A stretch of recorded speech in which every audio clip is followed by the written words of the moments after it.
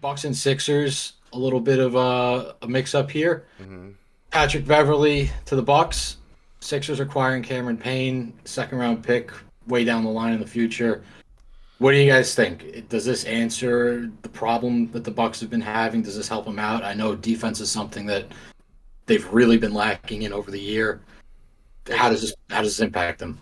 They get a scrappy player in Pat Bev. Hopefully, I some totally fire. agree. Beat the Bucks. They have Dame. They have Antetokounmpo. They have Middleton. Now you have Pat Bev going there trying to stir some pot, get under some people's skins, get some fire to the defense. They're the third seed in the East. Maybe they make a run now, have some flame. Falling quickly. Falling quickly, though. Yeah. Paul, you got any takes on this, Pat Bev? Well, here's my thing about that, right? The problem with trading for Dame was your defense was going to take a hit because let's be honest, Dame is one of the worst defenders in the league, especially at this stage. Absolutely. So also, you're losing Drew Holiday in that trade as well, and they lost Drew Holiday, who's an elite defender. So they needed somebody in there. You can put Pat Bev alongside Dame because Pat Bev's not really he can play point guard, but he's a guy you can put alongside a ball dominant point guard like Damian Lillard. So it works for them. Is it going to be a difference maker? I don't know. Maybe it could win them a few more games because I believe, I'm not 100% sure off the top of my head, but I know their defense is ranked in the 20s. And is that going to put them up to, the top tier defense that they used to be? Because the Bucks used to have one of the best defenses in the NBA consistently. Mm-hmm. Is that going to be that? I don't know. Because also you have an entire new coach and everything with Doc Rivers, and we'll get into that. But I don't know how that's going to really work out for them. It could help. It's a positive move, I would say. I'm curious to see how their regular season versus playoff team comes. Because a whole new game in the playoffs with offense and defense. You feel like more people are trying. Right. But something also, I know we're going to go into this a little bit more in depth later on in the show, but is this a little bit of a white flag from the Sixers? I mean, Patrick Beverly, not a bench role player by any stretch of the word. I know he's not a top-tier star on that team. I know they still have Maxey. They got Embiid. But are they seeing Embiid going down and thinking maybe this isn't the year?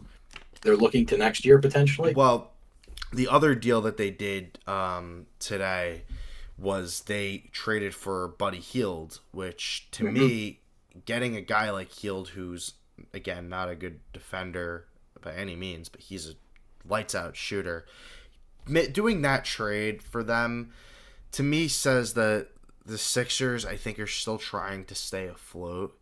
But I don't think they're going in on this year. I don't think they think when and if Embiid can come back this year that they're going to be competing for a championship. I agree too. I think they've kind of threw their hands up a little bit on the season with these moves. They're still fifth in the East, though. That's true. Still fifth in the East with Embiid hurt. But they're going to slide. It's pretty weak in the East. Yeah, they can still stay within, obviously, that play-in range. I don't think they're going to go below that. But, it's getting tough because you get into the play-in tournament, right? And let's say you're matched up with Miami. That's not going to be an easy matchup for them. They're going to come in there wanting to win. For sure. You could lose to the Heat.